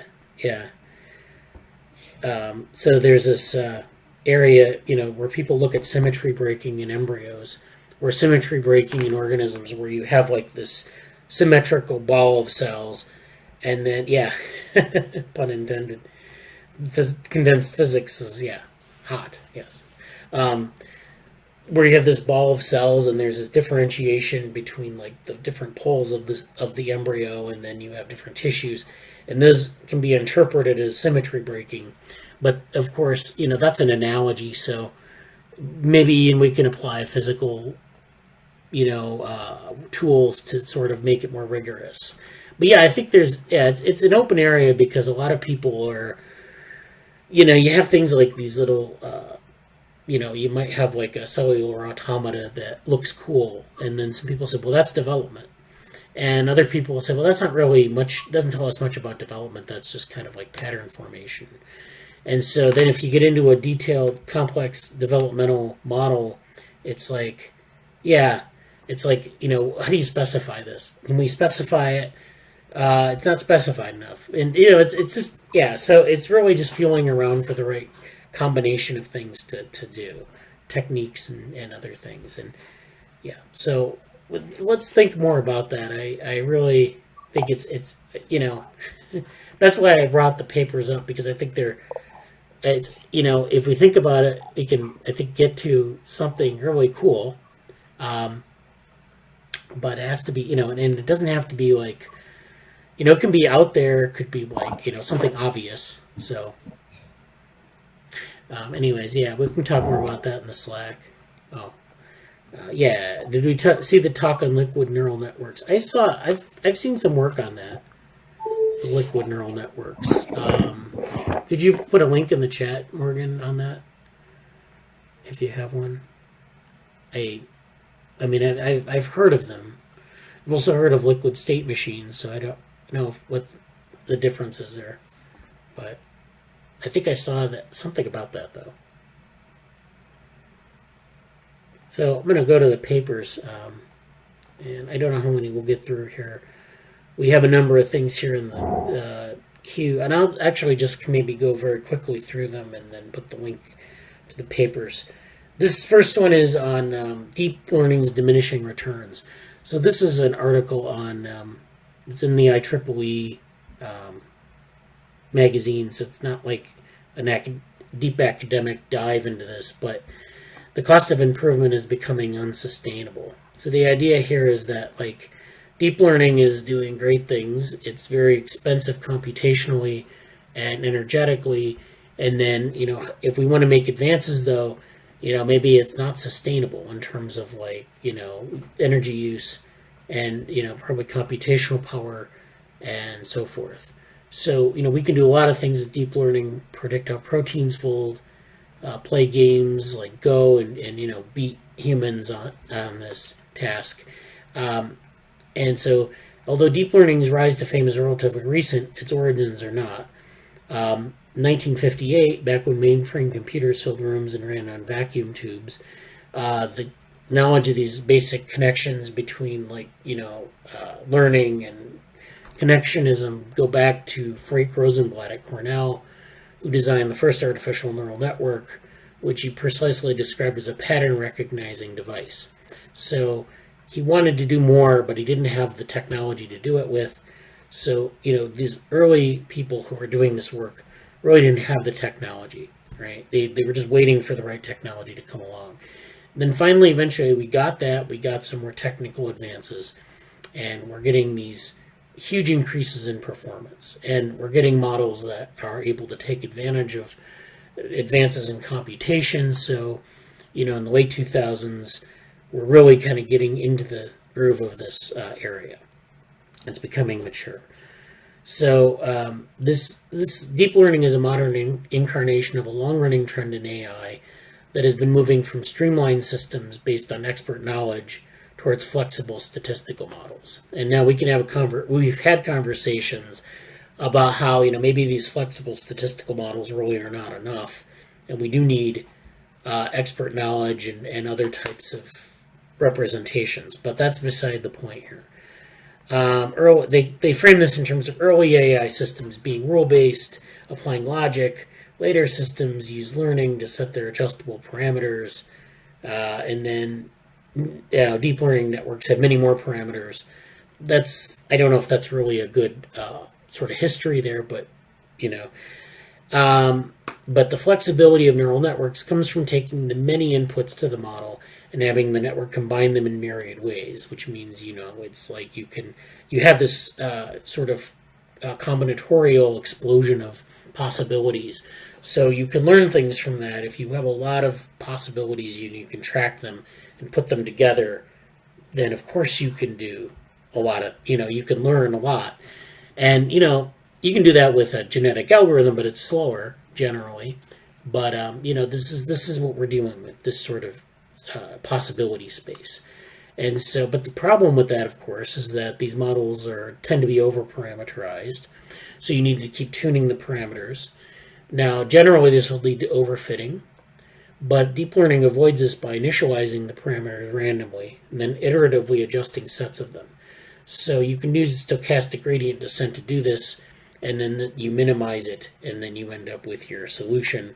And so this is how we approach this. But the problem, of course, with this is that you have, and of course, with text data, there are other types of models that you can use to. So yeah, so you can see. The success of flexible deep learning models can be seen in machine translation, and they kind of go on to some of the specific models you can use to do this. But the problem here is that when you have such big systems, they require, to improve performance by a factor of k, at least 2 to the squared more data points must be used to train the model. So you need a lot of data to do this, and the larger your models, or the more better performance you want, the more data you need. And so this again is this is the way they characterize this. There are probably shortcuts here, but the idea is you just need more data, and you need to keep shoving more data in. And if you don't have it, then maybe you get something that isn't great as a result. And so, so there is that trade-off between sort of flexibility and the need for data and computation. But then there's also this issue of energy use, and they talk about this later on in the paper. So they do talk a lot about the error rates of not having enough data, and then they talk. I don't know where this is, but maybe they don't talk about it so explicitly in here. But they talk about the energy use being unsustainable as well. That it's you just have to use just gobs of energy to run these models and things like that. So let's see, where was it? Okay, and that's the challenge with various tactics that have been used to make implementation smaller. They don't reduce training costs enough. For example, one allows for training a large network but penalizes complexity during training. Another involves training a large network and then prunes away unimportant connections.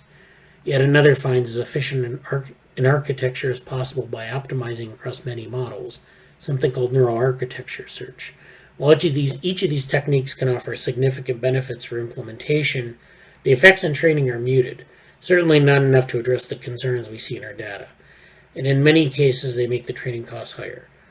So then they talk about meta learning as a possibility. And so, you get the sense that there's this sort of, maybe a hard limit or maybe a very difficult limit to optimization and getting, just at some point you need way more data and way more optimization than we can do. But of course, that's what they said in the 50s. So, there might be ways around this. So that's that paper. Do you have any comments on that? One comment. Okay, after papers, I have one question on structuring research papers. Okay, we can do that in a minute here. Oh yeah, Jeff Kloon and others have some approaches. So Jeff Kloon is working on. Actually, I went to graduate school with Jeff Kloon. Just as a disclaimer, but he's worked on a lot of evolutionary approach. Yeah, worked on a lot of evolutionary approaches to this. Like they do this stuff with neuroevolution, and so it's like a combination of genetic algorithms and neural networks. So it's that's the way they're approaching that. Yeah, they do neurosymbolic learning, and there's this whole field. We've talked about neurosymbolic learning in this group, so that's good. We can talk about that. Oh, let me see. Yeah, Uber had some EC images you could spin up. Yeah. Let's see, go back to the papers here. Why don't I do one more paper and then we'll get into Jesse's comment. And this is something that is archived. I don't know if this is going to be at NeurIPS. This is called Independently Controllable Factors. This is Yoshua Bengio and some other people on this paper. So this is so the abstract reads, it has been postulated that a good representation is one that disentangles the underlying explanatory factors of variation. So we've talked about representations a lot, and I don't want to throw a bomb into it, but this is what this is one way that we can distinguish a good representation. However, it remains an open question what kind of training framework could potentially achieve that. Whereas most previous work focuses on the static setting, with images being an example, we postulate that some of the causal factors can be discovered if the learner is allowed to interact with its environment.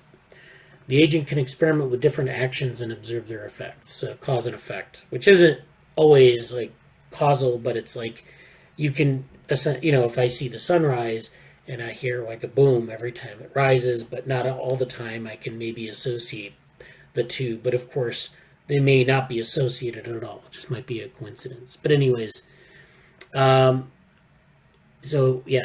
the agent can experiment with different actions and observe their effects. More specifically, we hypothesize that some of these factors correspond to aspects of the environment which are independently controllable, i.e. that there exists a policy and a learnable feature for each such aspect of the environment, such as this policy can yield changes in that feature with minimal changes to other features that explain the statistical variations in the observed data. That's a mouthful. We propose that specific objective function define such factors and verify experimentally that it can indeed disentangle independently controllable aspects of the environment without any intrinsic reward signal or extrinsic reward signal. So what they're saying is basically that you have factors in the environment that are sort of disentangled from a causal standpoint. Like I just kind of mentioned about the example of two different things co-occurring in the environment. Are they independent statistically, or are they sort of interacting statistically? That's what they're interested in. And so the idea is that, you want to be able to find those independent factors, and they call them independently controllable aspects of the environment. And you want to be able to do this without any explicit reward, because you don't necessarily have the reward in every case. So this is the hard challenge of finding a good representation of a problem. Okay, so this is the thing we talk about representations. We talk about some abstraction of the problem. We represent it in a certain way, but we want to make sure that it's something that, say, like if you put it in a machine or you put it in code, that other agents or other people can extract the representation to understand what it is. So it's like, a bad representation would be like, drawing a box and saying that it's the sun. A good representation of the sun might be a model with, telling you about the physics of the sun. Those are the sorts of things that we're talking about. But the question is could you figure that out on your own? Are there independent components to it? So, and I'm kind of getting away from what they're talking about here, but I'm just trying to link this to some of the things we've been talking about with respect to representations. In interactive environments, a temporal dependency between successive observations creates a new opportunity to notice causal structure, which may not be apparent only using observational studies. The need to experiment in order to discover causal relationships have been well explored in psychology, Gopnik and Wellman 2012, And reinforcement learning, several approaches explore mechanisms that push the internal representations of learned models to be good, in the sense that they provide better control. And control is a particularly important causal relationship between an agent and elements of its environment. So they're doing this representation learning, and they're kind of approaching this from a reinforcement learning perspective. So an object could be pushed around or picked up independently of others. If that's the case, then it's an independently controllable aspect of the environment. Our approach, therefore, aims to jointly discover a set of features, functions of the environmental state, and policies which change the state, so their actions, such that each policy controls the associated feature while leaving the other features unchanged as much as possible. And so they explain that mechanism and show experimental results. So here, I think they're doing experiments with agents. So they're doing this, capturing the main factors of variation. Let me go through the statistical model of that. Disentangling independently controllable factors in the simplest case. Let's see. And selecting attributes. A simple grid world. So they're doing experiments in a grid world where they have a 12 by 12 pixel grid. The agent is doing these activities. They have 4 actions. They can move around this environment. They use an autoencoder with directed selectivity to learn latent features of the map from the XY position to the square. That's this 2 by 2 square, which is what the agent sees in front of it, versus the world, which is the 12 by 12 grid. And then they have to reconstruct the environment. So this is the learning process is robust to a stochastic version of the environment. So this is kind of their experimental setup, and then they do this. So this is an example of it here. Where there's the agent's view, and then this is their world. So this is kind of nice, because this is almost like an A-life experiment, where they, use an agent where it's like just, it has a viewpoint, and it has like, it's looking around it, and it's exploring its world. So this is what they're doing, and then they have this, they kind of fit this into a reinforcement learning framework, and predicting the effect of a cause on maze base. So this is maze base here. Yeah, so this is their, I think their encoder. I don't know. Yeah, but anyways, this is learning features in RL. There's a literature in this area. And their approach is similar in spirit to the Horde architecture of Rich Sutton. In that scenario, agents learn policies that maximize specific inputs, whereas we learn the policies that control simultaneously learned features of the input. And so then the predictions for all these policies then become features for the agent. So their objective is defined specifically in the context of autoencoders, but can be generalized to other representation learning frameworks. Unlike the recent work of the Predictron, David Silver, I don't know what the Predictron is, but our approach is not focused on solving a planning task, just how agents control their environment. So that's that paper, and I think that's useful for like a lot of things with respect to representation and learning. So this is, yeah. So I think they're talking about neurosymbolic learning. Oh, this is, yeah, neurosymbolic learning. Very cool.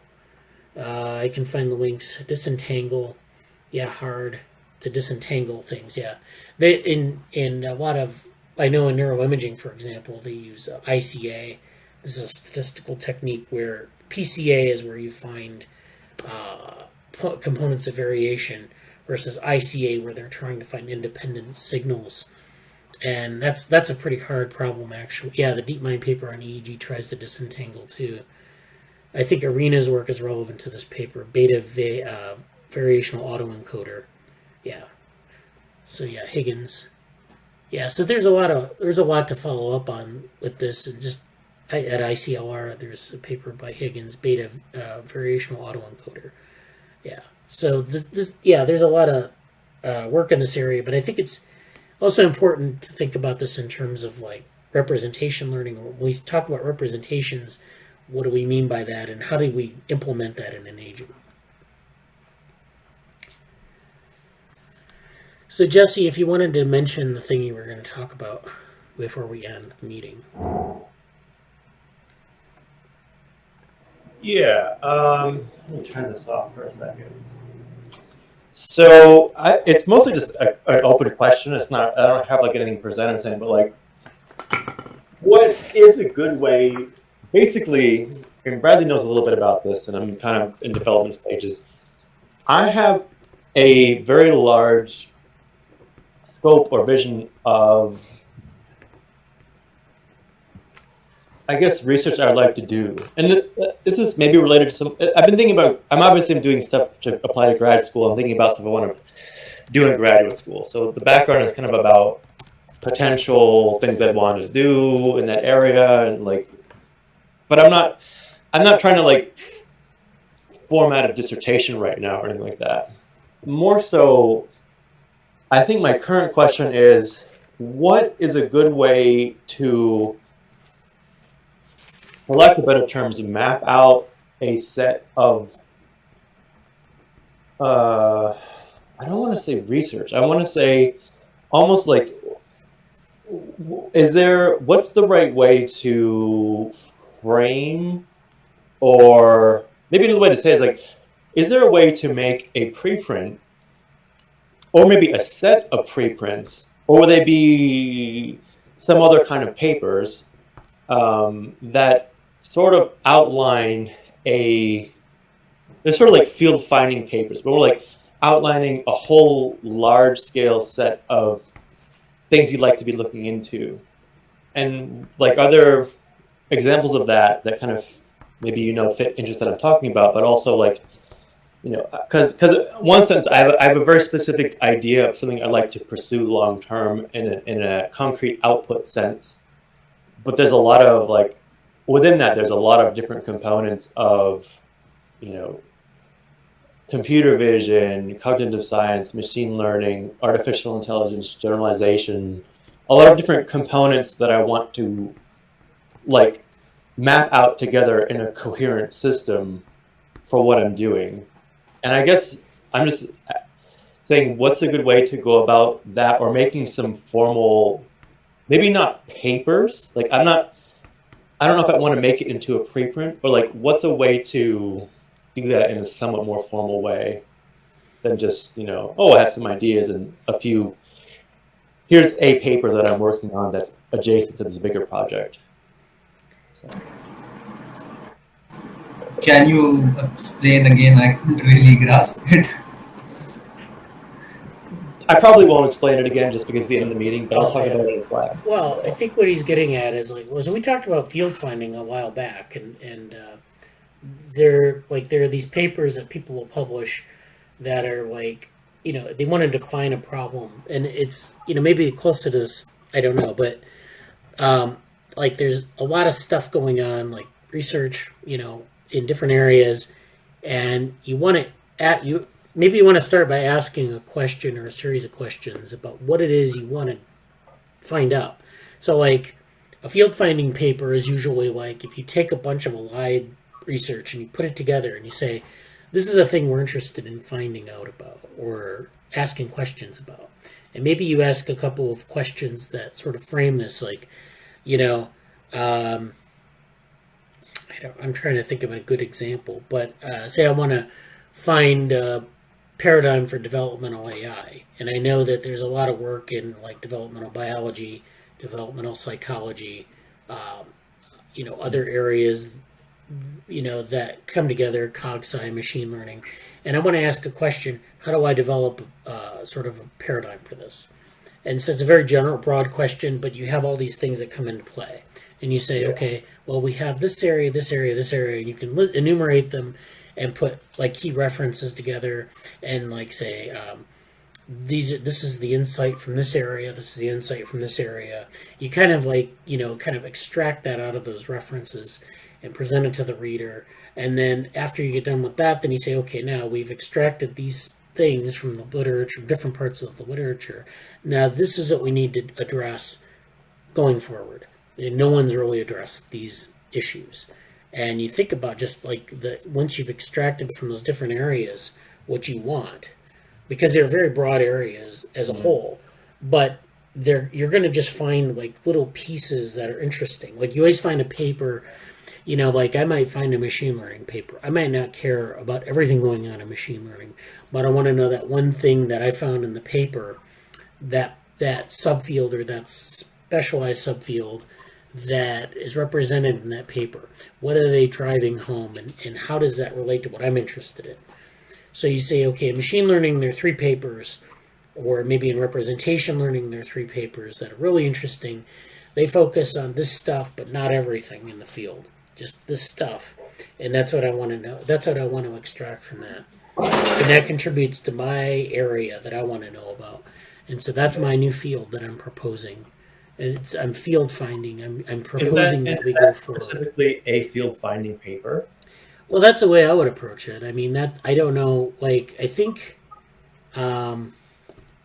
because I'll have to pull up that conversation from a while back. But we did do this a while back in the meeting, maybe like a year ago. So it's probably not, memorable. But it's like, sometimes people will write something a lot less focused, where they say, "This is an interesting problem," and then maybe that's another way to do it. But then you don't really have a lot of support for it. Then you have to go and you have to put the papers together, and you say, well, there's this interesting thing, right? Like there's interesting challenge.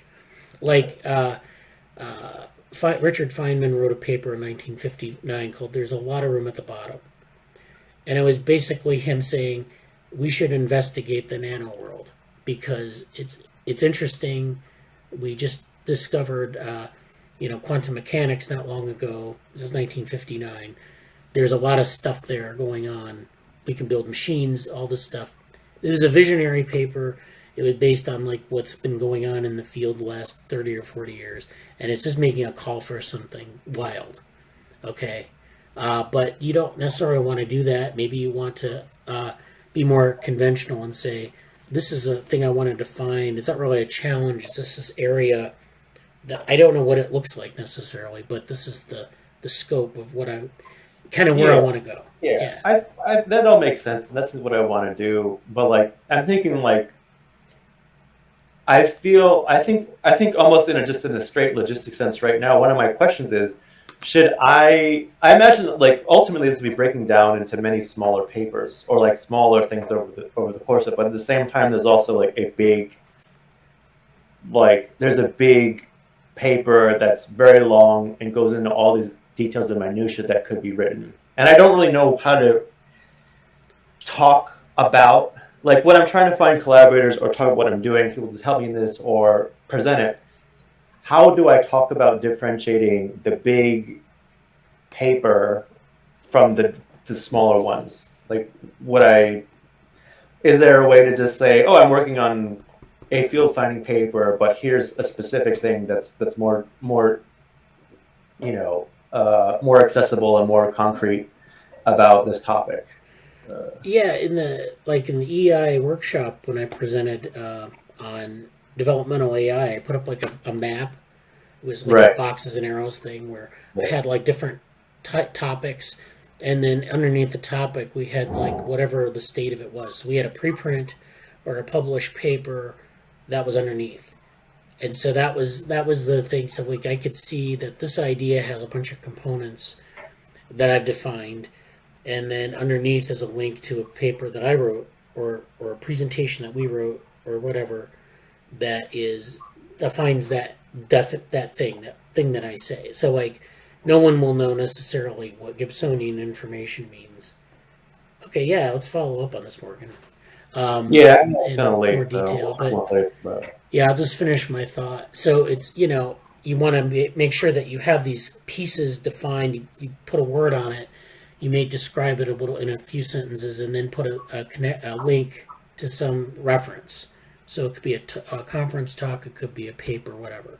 And then you can have that as a reference, and then you can talk to people about it and say, okay, this part here, we did this, and maybe explain it more. It just makes it really easy to visualize all the parts, the moving parts there. Yeah, I think that's kind of where I'm at about stuff. So I'll say more, and thank you everybody for listening about it. And yeah, let me maybe you can put the papers in the Slack and stuff too. Yeah, I will. All right. There we go. Yeah. All right, everyone. Thanks for attending. next week, more fun, and if you have anything you want to present, you can bring it to the meetings.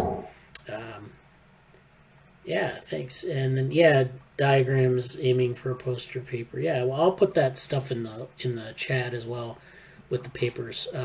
That example I just mentioned. So, okay, thanks everyone. Take care.